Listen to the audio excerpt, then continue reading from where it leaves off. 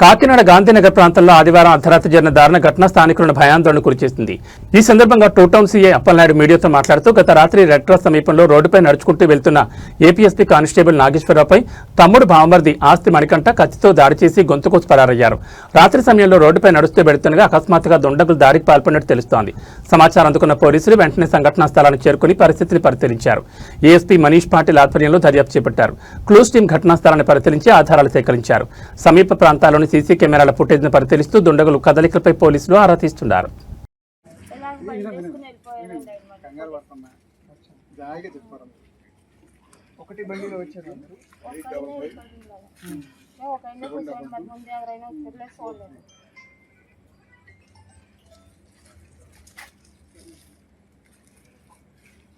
దీంతో నన్ను కొట్టినట్టు చూసినామా?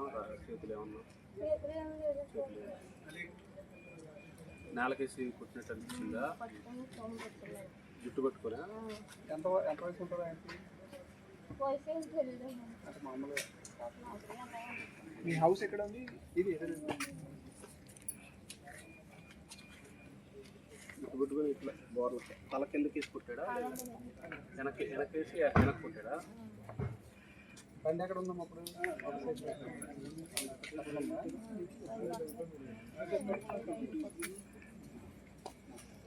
ఏమైనా అన్నాడు? ఏమైనా మాటలు అన్నాడా? చూసాడమ్మా ఆ టైంలో కొట్టేటప్పుడు ఏమైనా అన్నాడు? ఒక 2-3 నిమిషాలు కొంచెం గలాట పడ్డారేమో.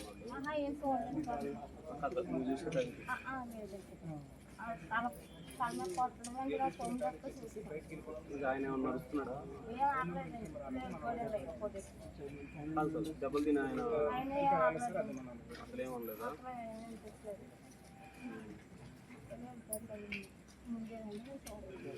టీ షర్ట్లు అలాంటివి ఏమన్నా వేసుకున్నాడా? లుంగి వేసుకున్నా?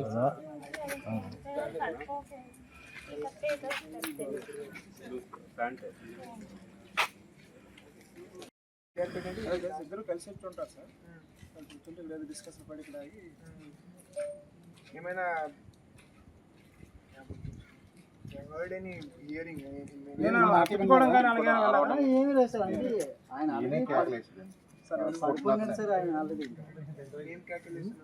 వయసు ఎంత ఉంటుంది? 40 అలా ఉంటుంది. ఆయన ఎలా ఉంటుంది? పర్సనాలిటీ ఎలా ఉంటుంది? పోలీసులు చూడటానికి బండి అలా ఉంది, మనిషి కూడా అలానే ఉన్నాడు.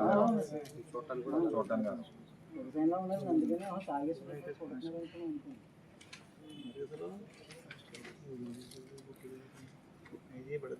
పిక్చర్ మీరు చూడలేదు? గొడవ పడుతున్నప్పుడు బండి ఏంటో చెప్పాలి.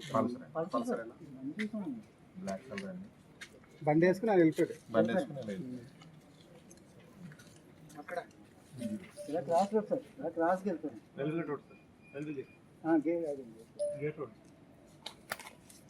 రావడం కూడా ఇటు నుంచి వచ్చినట్టుందా? ఇటు నుంచి వచ్చినట్టుందా? బండి ఇలా ఉంది సార్, ఈ డైరెక్షన్లో ఉంది. ఇక్కడ ఆపిరండి, ఇక్కడ ఆపి తల ముందు ఉంది.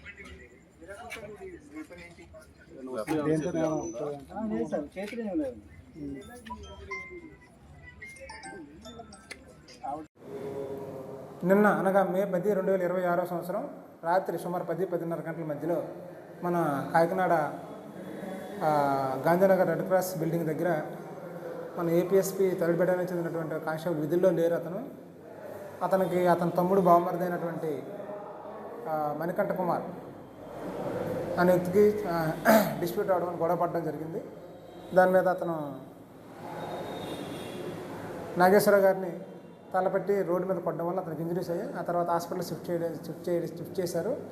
అతను హాస్పిటల్లో చనిపోయాడని చెప్పేసి దీని మీద వాళ్ళ మిస్సెస్ డిసీజ్డ్ భార్య ఇచ్చిన కంప్లైంట్పై మన టూ టౌన్ పోలీస్ స్టేషన్లో కేసు నమోదు చేసి దర్యాప్తు చేయడం జరిగింది. ఆ ముద్దాయి ఇంకా పరారీలో ఉన్నారు. అతన్ని మేము మా బృందాలు గాలింపు చర్యలు చేపడుతున్నాయి. పట్టుకున్న వెంటనే కోర్టులో ప్రొడ్యూస్ చేస్తాం. ధన్యవాదాలు. వాళ్ళ వ్యక్తిగత కారణాలు ఏమైనా ఉన్నాయనేది మేము దర్యాప్తు చేస్తాం.